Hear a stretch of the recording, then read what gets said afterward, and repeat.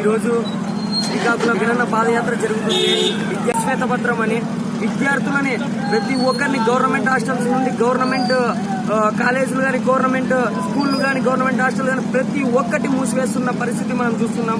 Indirectly supporting to మన మంత్రి నారాయణ గారిని సపోర్ట్ చేసి వారి విద్యా సంస్థల్ని అధికంగా ధనార్జనే ధ్యేయంగా వారు ముందుకు సాగుతున్న నేపథ్యం మనం చూస్తున్నాము. ప్రజలంతా ఇవి మీకు గమనిస్తున్నారు. టీచర్ పోస్టులు అయితేనేం, డిఎస్సి పోస్టులు అయితేనేం ప్రతి దాంట్లో మీ యొక్క అవినీతి, మీ యొక్క నిబద్ధత భావం లేకపోవడం అనేది ప్రతి ఒక్కరు గమనిస్తున్నారు. నిరుద్యోగులు ముఖ్యంగా నిరుద్యోగ వృత్తి అంటూ అనేక ఆంక్షలు పెట్టి ఈ రోజు మీరు నిరుద్యోగుల ఒక పింఛన్దారులు ఒక ముసలి వాళ్ళు ఏ విధంగా ఉన్నారో నిరుద్యోగుల్ని అదే విధంగా చూస్తున్న పరిస్థితి ఈరోజు మీ పాలనలో చూస్తున్నారు. ప్రతి ఒక్క నిరుద్యోగి ప్రతి ఒక్క ఉద్యోగి మీ పాలన నిలగడుతున్నారు.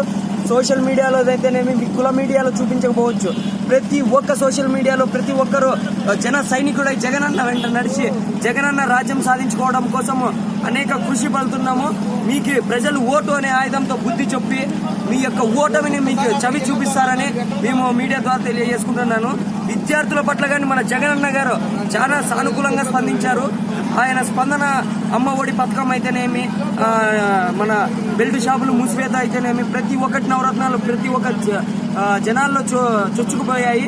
ఈ విధంగా ఉండడం వల్ల జగనన్న పాలనే వస్తుందని మేము 100% నమ్ముతున్నాము. ప్రతి ఒక్క విద్యార్థికి, ప్రతి ఒక్క నిరుద్యోగికి, ప్రతి ఒక్క యువతకి న్యాయం చేకూరుతుందని, ప్రతి ఒక్క అవ్వతాతకి న్యాయం చేకూరుతుందని మేము దీని ద్వారా తెలుసుకున్నాము. అన్న కూడా ప్రజలు మటుకు మిమ్మల్ని ఓటమి పాలు చేస్తారు. ఇది కంపల్సరీ.